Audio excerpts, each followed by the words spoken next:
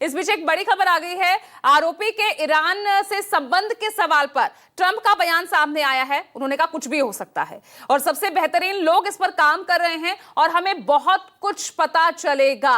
यानी सीधे सीधे अब वहां के मीडिया में भी ईरान को लेकर सुगबुगाहट शुरू हो गई है। तो यहां पर मुझे नहीं लगता, लेकिन कुछ भी हो सकता है। इसके कई मायने संजीव यहां निकलते दिख रहे हैं।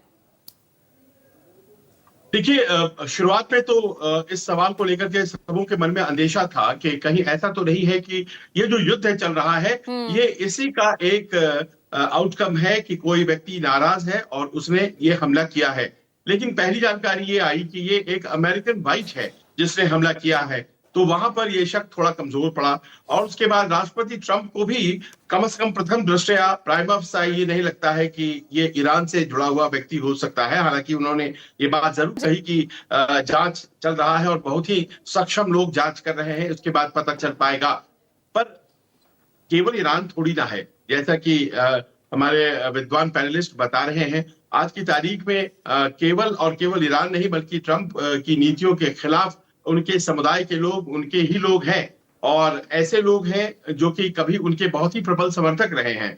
मैं आपका ध्यान टकर कार्लसन की तरफ ले जाना चाहूंगा, जो कि एक ऐसे पत्रकार हैं जो कि लगातार ट्रंप की सराहना किया करते थे, उनकी नीतियों की सराहना किया करते थे और उन्होंने हमेशा ट्रंप को प्रमोट किया जब वो चुनाव लड़ रहे थे। लेकिन आज की तारीख में वो उनके सबसे प्रबल प्रतिद्वंदी है, सबसे बड़ी मुखालिफत करने वाले लोगों में से एक है। तो इस तरह के बहुत से लोग हैं जो कि आज की तारीख में राष्ट्रपति ट्रंप की नीतियों के साथ नहीं है।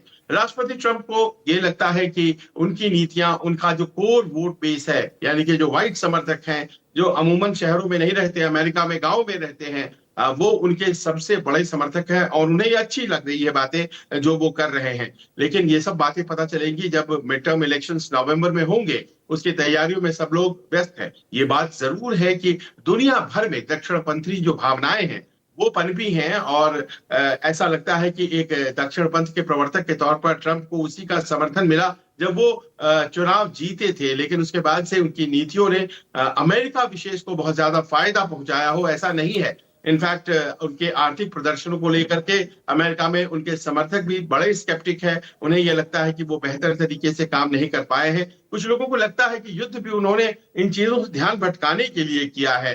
बहरहाल आज की तारीख में स्थिति है कि जितने उनके दोस्त हैं उससे ज्यादा उनके दुश्मन हैं और आज FBI या उनके फेडरल एजेंट्स जो हैं सीक्रेट सर्विस के, वो बड़े चुस्त और दुरुस्त है। उन्होंने उनको बचा लिया, लेकिन उनके ऊपर हमलों का एक सिलसिला चल पड़ा है और ये बहुत अच्छी बात उनके लिए नहीं है जो कि ट्रंप की नेतृत्व में विश्वास करते हैं। ट्रंप उन्हें नेतृत्व देंगे और आने वाले दिनों में वो तटस्थ रहेंगे, बने रहेंगे, इस बात की पूरी गुंजाइश है। लेकिन अमेरिका जैसे देश के राष्ट्रपति का खतरे में होना ये पूरी दुनिया के सेंटिमेंट्स के लिए अच्छी बात नहीं है। जी बिल्कुल, ये अपने आप में जो है बहुत बड़ी खबर है कि इस तरह से सबसे मजबूत राष्ट्र के मुखिया वो ही सुरक्षित नहीं है, उनकी ही सिक्योरिटी में इतना लैप्स हो रहा है।